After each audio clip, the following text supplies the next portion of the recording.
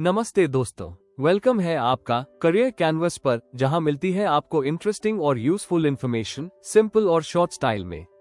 अगर आप नए हो तो सब्सक्राइब करना ना भूलना और बेल आइकॉन जरूर दबाओ ताकि कोई भी अमेजिंग अपडेट मिस ना हो जाए।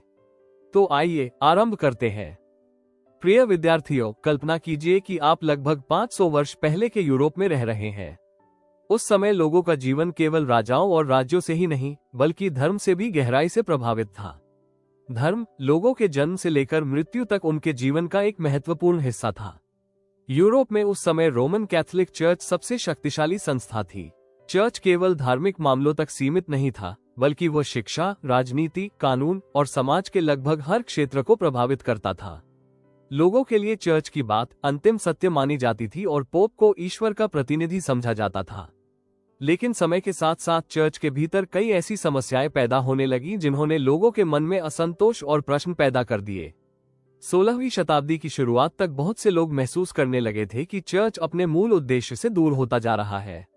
जहां चर्च का काम लोगों को आध्यात्मिक मार्गदर्शन देना था, वहीं अब उसका ध्यान धन, शक्ति और राजनीतिक प्रभाव बढ़ाने पर अधिक केंद्रित हो गया था।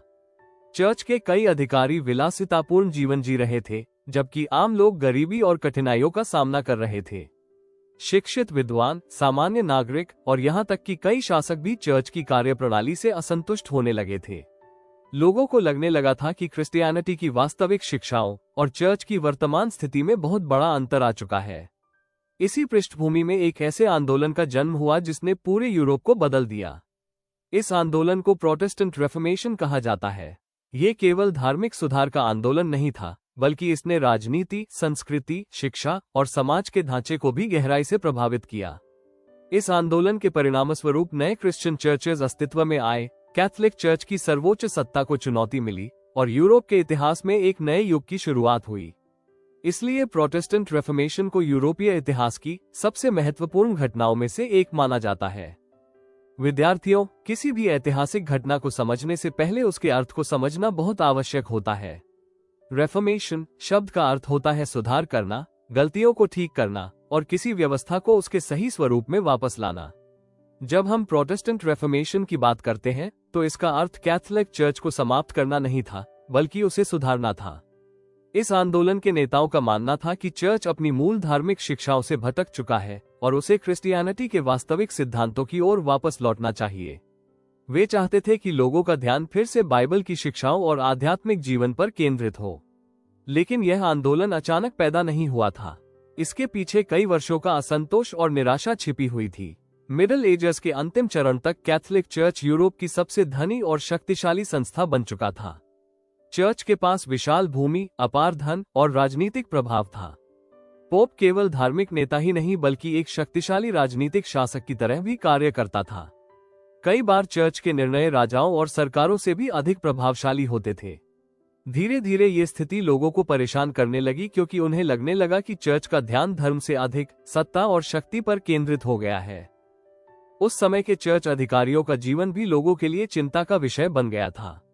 कई उच्च पदों पर बैठे धार्मिक नेता अत्यधिक विलासितापूर्ण जीवन जी रहे थे। वे महंगे महलों में रहते थे, शानदार वस्त्र पहनते थे और अपार धन का उपयोग व्यक्तिगत सुख सुविधाओं के लिए करते थे। जबकि दूसरी ओर आम लोग कठिन जीवन जी रहे थे और उनसे धार्मिक कर वसूले जाते थे। इससे लोगों के मन में ये प्रश्न उठने लगा कि क्या यही क्रिश्चियनिटी की वास्तविक शिक्षा है। चर्च के अंदर भ्रष्टाचार भी तेजी से बढ़ रहा था। कई धार्मिक पद धन देकर खरीदे और बेचे जाते थे। इस प्रथा को साइमनी कहा जाता था। इसका परिणाम ये हुआ कि कई ऐसे लोग चर्च के महत्वपूर्ण पदों पर पहुंच गए जिनके पास न तो धार्मिक ज्ञान था और न ही आध्यात्मिक नेतृत्व की योग्यता। कई पादरी अशिक्षित थे और अपने धार्मिक कर्तव्यों को सही ढंग से नहीं निभाते थे।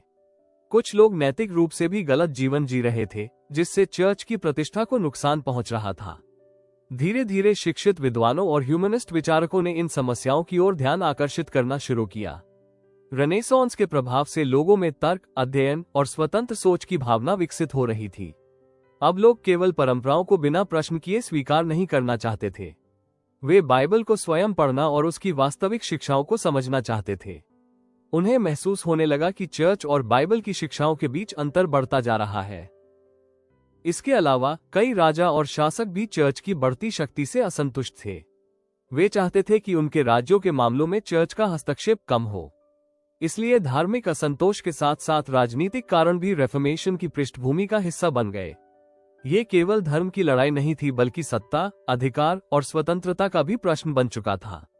जैसे जैसे असंतोष बढ़ता गया, लोगों के मन में सुधार की मांग और मजबूत होती गई। उन्हें ऐसे नेताओं की आवश्यकता थी जो चर्च की गलतियों को चुनौती दे सके और क्रिश्चियनिटी के मूल संदेश को पुनः स्थापित कर सके। यही वो परिस्थिति थी जिसने आगे चलकर प्रोटेस्टेंट रेफॉर्मेशन जैसे विशाल आंदोलन को जन्म दिया। इस प्रकार प्रोटेस्टेंट रेफॉर्मेशन की पृष्ठभूमि को समझने पर हमें पता चलता है कि यह केवल एक धार्मिक घटना नहीं थी। यह वर्षों से जमा हो रहे असंतोष, भ्रष्टाचार, सत्ता के दुरुपयोग, नई सोच के उदय और धार्मिक सुधार की इच्छा का परिणाम था। यही कारण है कि जब रेफॉर्मेशन की शुरुआत हुई तो उसने पूरे यूरोप को गहराई से प्रभावित किया और इतिहास की दिशा बदल दी। विद्यार्थियों, अब तक हमने समझा कि कैथोलिक चर्च के अंदर कई समस्याएं पैदा हो चुकी थीं। लेकिन केवल समस्याओं का होना किसी बड़े आंदोलन को जन्म नहीं देता। किसी भी क्रांति या सुधार आंदोलन के पीछे कुछ ऐसे कारण होते हैं जो लोगों के असंतोष को एक शक्तिशाली दिशा दे देते हैं। प्रोटेस्टेंट रेफॉर्मेशन के पीछे भी कई महत्वपूर्ण कारण थे जिन्होंने धीरे धीरे पूरे यूरोप को बदल दिया। सबसे पहले बात करते हैं सेल ऑफ इंडल्जेंसेस की। उस समय चर्च द्वारा इंडल्जेंस नाम का एक प्रमाण पत्र बेचा जाता था। लोगों को बताया जाता था कि यदि वे चर्च को धन देंगे तो उनके पापों की सजा कम हो जाएगी और उन्हें स्वर्ग जल्दी प्राप्त होगा। यहाँ तक कि यह भी कहा जाता था कि वे अपने मृत रिश्तेदारों की आत्माओं को भी कष्टों से मुक्त कर सकते हैं। अब आप स्वयं सोचिए, गरीब किसान, मजदूर और सामान्य लोग जो अपने परिवार से प्रेम करते थे, वे इस बात पर आसानी से विश्वास कर लेते थे। वे अपनी मेहनत की कमाई चर्च को दे देते थे क्योंकि उन्हें डर था कि कहीं उनकी आत्मा या उनके प्रियजनों की आत्मा को कष्ट न झेलना पड़े। लेकिन कई धार्मिक विद्वानों ने इसका विरोध किया। उनका कहना था कि ईश्वर की क्षमा कोई वस्तु नहीं है जिसे धन देकर खरीदा जा सके। बाइबल के अनुसार सच्चा पश्चाताप और विश्वास ही मुक्ति का मार्ग है, न कि पैसे का भुगतान। यही बात लोगों के मन में धीरे धीरे प्रश्न पैदा करने लगी। दूसरा बड़ा कारण था चर्च की बढ़ती हुई पॉलिटिकल पावर। पोप केवल धार्मिक नेता नहीं रह गया था, बल्कि वह यूरोप की राजनीति में भी अत्यधिक हस्तक्षेप करता था। कई बार राजा और राजकुमार भी पोप के निर्णयों के सामने कमजोर पड़ जाते थे। चर्च की स्वीकृति के बिना कई महत्वपूर्ण राजनीतिक निर्णय लेना कठिन हो जाता था। इससे अनेक शासकों को लगने लगा कि उनकी स्वतंत्रता सीमित हो रही है। वे अपने राज्यों पर स्वयं नियंत्रण चाहते थे और चर्च के प्रभाव को कम करना चाहते थे। इसलिए जब रेफॉर्मेशन शुरू हुआ तो कई शासकों ने उसका समर्थन किया क्योंकि उन्हें इसमें अपनी राजनीतिक शक्ति बढ़ाने का अवसर दिखाई दिया। तीसरा कारण था इकोनॉमिक एक्सप्लॉयटेशन। चर्च लोगों से विभिन्न प्रकार के कर वसूलता था।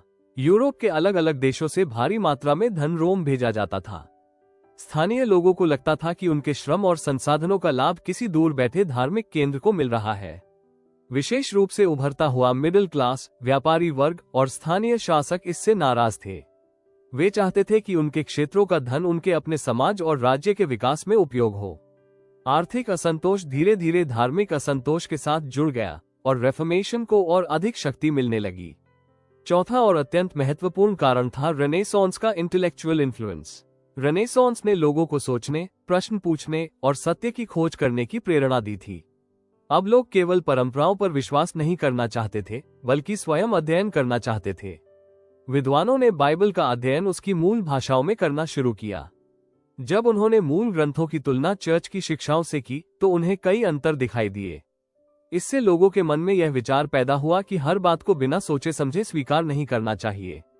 रेनेसांस ने लोगों के अंदर स्वतंत्र सोच, तर्क और ज्ञान की भावना जगाई, जिसने रेफॉर्मेशन की नींव को मजबूत बना दिया।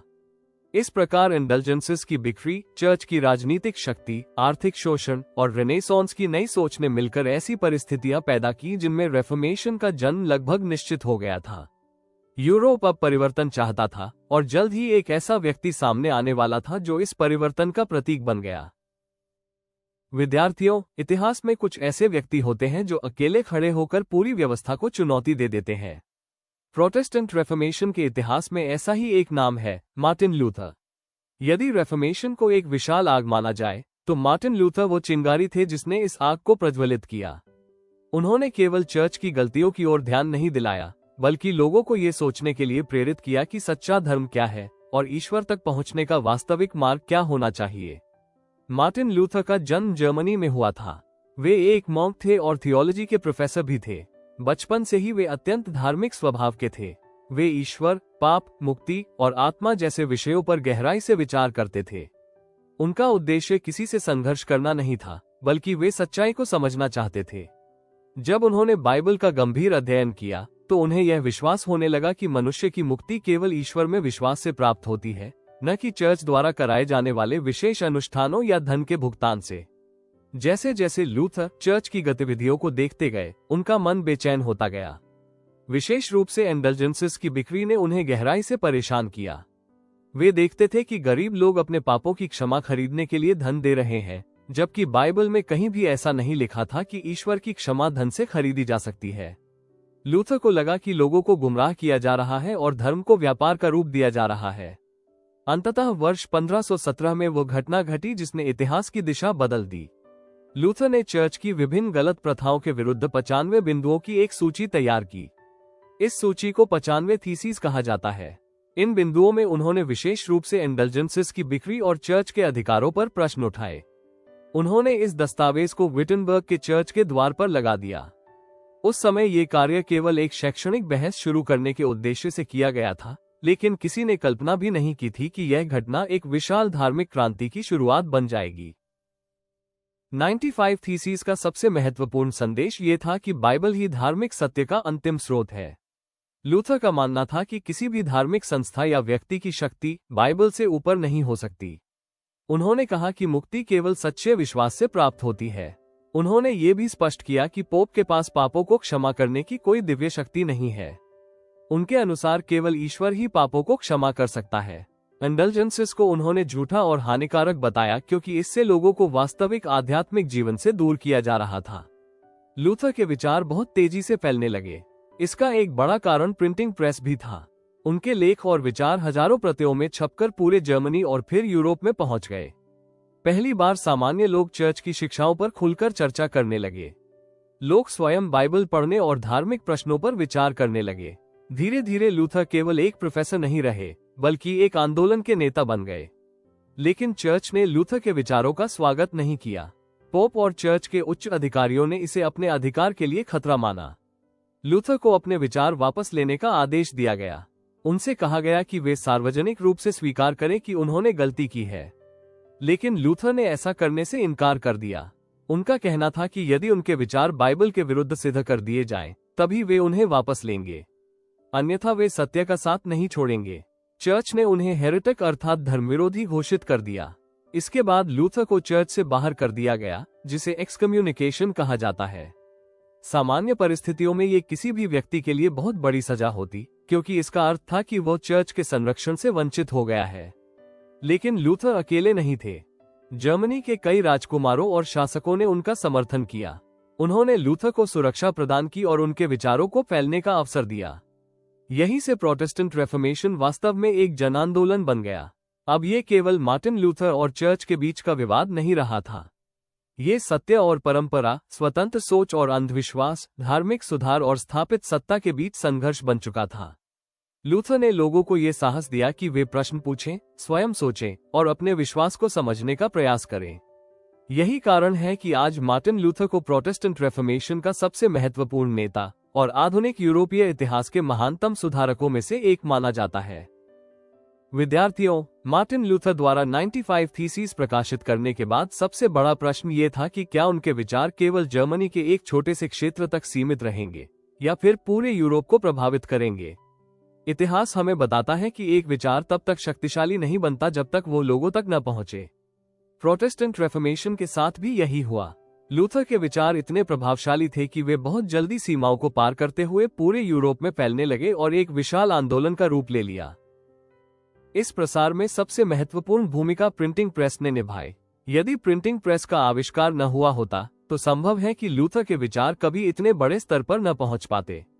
पहले के समय में पुस्तकों और दस्तावेजों की प्रतियां हाथ से बनाई जाती थीं, जिसमें बहुत समय और धन लगता था। लेकिन प्रिंटिंग प्रेस ने इस प्रक्रिया को पूरी तरह बदल दिया। अब हजारों प्रतियां कम समय में छापी जा सकती थीं। लूथर के लेख, भाषण और धार्मिक विचार बड़ी संख्या में छापकर पूरे यूरोप में भेजे जाने लगे। पहली बार सामान्य लोगों को अवसर मिला कि वे स्वयं धार्मिक विषयों को पढ़ें और समझें। अब उन्हें केवल चर्च के अधिकारियों पर निर्भर नहीं रहना पड़ता था। ज्ञान धीरे धीरे आम जनता तक पहुंचने लगा और लोगों के अंदर नई जागरूकता पैदा होने लगी। लेकिन केवल प्रिंटिंग प्रेस ही पर्याप्त नहीं थी। रेफॉर्मेशन को आगे बढ़ाने में कई किंग्स और प्रिंसेस ने भी महत्वपूर्ण भूमिका निभाई। यूरोप के अनेक शासक पहले से ही चर्च की अत्यधिक शक्ति से असंतुष्ट थे। उन्हें लगता था कि पोप उनके राज्यों के मामलों में बहुत अधिक हस्तक्षेप करता है। जब लूथर ने चर्च की सत्ता को चुनौती दी, तो कई शासकों ने इसे अपने लिए एक अवसर के रूप में देखा। उन्होंने प्रोटेस्टेंट विचारों का समर्थन किया क्योंकि इससे वे चर्च की भूमि, संपत्ति और राजनीतिक प्रभाव को कम कर सकते थे। कई जर्मन प्रिंसेस ने लूथर को सुरक्षा प्रदान की। यदि वे ऐसा न करते तो संभव है कि चर्च उन्हें चुप करा देता। शासकों के संरक्षण ने प्रोटेस्टेंट मूवमेंट को जीवित रहने और विस्तार करने का अवसर दिया। जैसे जैसे प्रोटेस्टेंट विचार फैलते गए, वैसे वैसे नए धार्मिक समूह और चर्च भी अस्तित्व में आने लगे। सबसे पहले लूथरन चर्च का गठन हुआ, जो मार्टिन लूथर की शिक्षाओं पर आधारित था। इसके बाद स्विट्जरलैंड में जॉन कैल्विन के नेतृत्व में कैल्विनिस्ट चर्च विकसित हुआ। इंग्लैंड में परिस्थितियां अलग थीं, जहां किंग हेनरी VIII के नेतृत्व में एंग्लिकन चर्च की स्थापना हुई। इन सभी चर्चों में कुछ धार्मिक मतभेद अवश्य थे, लेकिन एक बात समान थी, सभी पोप की सर्वोच्च सत्ता को अस्वीकार करते थे। धीरे धीरे प्रोटेस्टेंटिज्म केवल एक धार्मिक आंदोलन नहीं रहा, बल्कि एक सामाजिक और राजनीतिक शक्ति बन गया। अलग अलग क्षेत्रों में लोग अपनी परिस्थितियों के अनुसार प्रोटेस्टेंट विचारों को अपनाने लगे। इससे यूरोप के धार्मिक मानचित्र में बड़े परिवर्तन आने लगे। सदियों से एकमात्र शक्तिशाली कैथोलिक चर्च के सामने अब कई नए धार्मिक संगठन खड़े हो चुके थे। यही वो समय था जब यूरोप की धार्मिक एकता टूटने लगी और एक नए युग की शुरुआत हुई। विद्यार्थियों, जब कोई बड़ा आंदोलन जन्म लेता है, तो उसका प्रभाव केवल उस समय तक सीमित नहीं रहता। प्रोटेस्टेंट रेफॉर्मेशन भी ऐसा ही एक आंदोलन था जिसने आने वाली कई सदियों तक यूरोप और पूरे विश्व को प्रभावित किया। इसके परिणाम केवल धार्मिक क्षेत्र तक सीमित नहीं थे, बल्कि राजनीति, समाज, शिक्षा, संस्कृति और मानव सोच पर भी गहरा प्रभाव पड़ा। सबसे पहला और सबसे स्पष्ट प्रभाव था यूरोप का धार्मिक विभाजन। रेफॉर्मेशन से पहले अधिकांश यूरोप कैथोलिक चर्च के अधीन था, लेकिन प्रोटेस्टेंट मूवमेंट के बाद यूरोप दो बड़े धार्मिक समूहों में बंट गया, कैथोलिक और प्रोटेस्टेंट। कुछ क्षेत्रों ने कैथोलिक परंपराओं को बनाए रखा, जबकि अन्य क्षेत्रों ने प्रोटेस्टेंट विचारों को अपनाया। इस विभाजन ने केवल धर्म को नहीं बदला, बल्कि लोगों की पहचान, राजनीति और सामाजिक जीवन को भी प्रभावित किया। कई बार लोगों की धार्मिक पहचान ही उनके राजनीतिक और सामाजिक संबंधों का आधार बन गई। दूसरा महत्वपूर्ण प्रभाव था प्रोटेस्टेंट स्टेट्स का उदय। इंग्लैंड, जर्मनी के कई भाग, स्विट्जरलैंड और स्कैंडिनेविया के देशों ने प्रोटेस्टेंट धर्म को अपनाया। इन राज्यों ने धीरे धीरे चर्च के नियंत्रण से स्वतंत्रता प्राप्त कर ली। अब उनके शासकों को रोम या पोप के आदेशों का पालन करने की आवश्यकता नहीं थी। इससे राष्ट्रीय राज्यों की शक्ति बढ़ी और राजनीतिक स्वतंत्रता को प्रोत्साहन मिला। ये प्रक्रिया आगे चलकर आधुनिक राष्ट्र राज्यों के विकास में भी सहायक बनी। तीसरा प्रभाव था कैथोलिक चर्च की शक्ति में कमी। सदियों तक चर्च यूरोप की सबसे प्रभावशाली संस्था रहा था, लेकिन रेफॉर्मेशन के बाद उसकी सत्ता को पहली बार गंभीर चुनौती मिली। लोगों ने यह महसूस किया कि धार्मिक मामलों में स्वतंत्र रूप से सोचने का अधिकार उनके पास भी है। अब हर व्यक्ति केवल चर्च की बात को अंतिम सत्य नहीं मानता था। लोग स्वयं बाइबल पढ़ने लगे, प्रश्न पूछने लगे और धार्मिक विषयों पर अपने विचार बनाने लगे। इस परिवर्तन ने व्यक्तिगत स्वतंत्रता और बौद्धिक विकास को बढ़ावा दिया। इसके साथ ही शिक्षा के क्षेत्र में भी महत्वपूर्ण परिवर्तन हुए। प्रोटेस्टेंट नेताओं का मानना था कि प्रत्येक व्यक्ति को बाइबल स्वयं पढ़नी चाहिए। इसके लिए लोगों का शिक्षित होना आवश्यक था। परिणामस्वरूप स्कूलों और शैक्षणिक संस्थानों की संख्या बढ़ने लगी। साक्षरता दर में वृद्धि हुई और ज्ञान का प्रसार पहले की तुलना में अधिक व्यापक हो गया।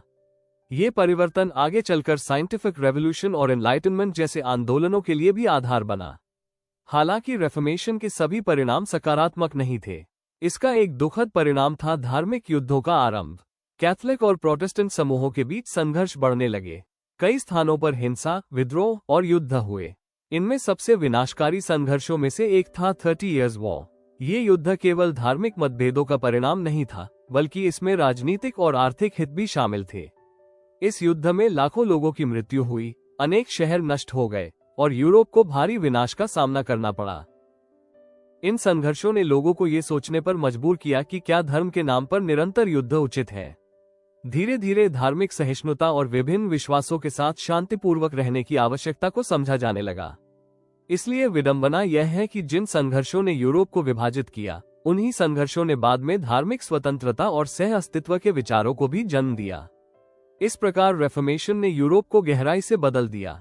उसने धार्मिक संरचना को परिवर्तित किया, राजनीतिक शक्ति के संतुलन को बदला, शिक्षा को प्रोत्साहित किया, स्वतंत्र सोच को बढ़ावा दिया और आधुनिक समाज के निर्माण की दिशा में महत्वपूर्ण योगदान दिया।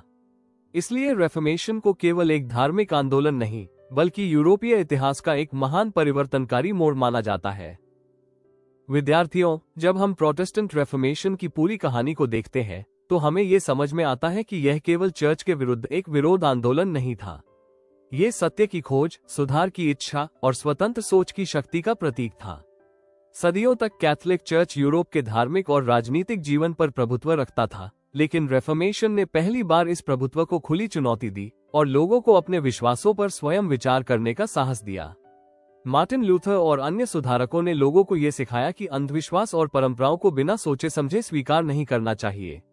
उन्होंने बाइबल के मूल संदेश पर लौटने, व्यक्तिगत विश्वास को महत्व देने और धार्मिक जीवन को अधिक ईमानदार बनाने का प्रयास किया। उनके विचारों ने लाखों लोगों के जीवन को प्रभावित किया और यूरोप के धार्मिक मानचित्र को हमेशा के लिए बदल दिया। यद्यपि रेफॉर्मेशन के कारण संघर्ष, विभाजन और युद्ध भी हुए, लेकिन इसके सकारात्मक परिणाम अधिक व्यापक और स्थायी सिद्ध हुए। इसने धार्मिक स्वतंत्रता, बौद्धिक स्वतंत्रता, शिक्षा के विस्तार और राजनीतिक स्वायत्तता की नींव रखी। लोगों ने सीखना शुरू किया कि प्रत्येक व्यक्ति को अपने विश्वासों और विचारों के अनुसार जीवन जीने का अधिकार होना चाहिए। आधुनिक पश्चिमी विश्व के कई महत्वपूर्ण सिद्धांत, जैसे व्यक्तिगत स्वतंत्रता, स्वतंत्र विचार, शिक्षा का महत्व और राज्य की राजनीतिक स्वायत्तता, किसी न किसी रूप में रेफॉर्मेशन की विरासत से जुड़े हुए हैं। इसलिए प्रोटेस्टेंट रेफॉर्मेशन को विश्व इतिहास के सबसे प्रभावशाली आंदोलनों में से एक माना जाता है। ये हमें सिखाता है कि जब लोग सत्य, न्याय और सुधार के लिए खड़े होते हैं, तो वे पूरे इतिहास की दिशा बदल सकते हैं। Thank you. अगर वीडियो पसंद आया हो तो एक लाइक जरूर कर देना और कमेंट में बताओ आपका क्या थॉट है।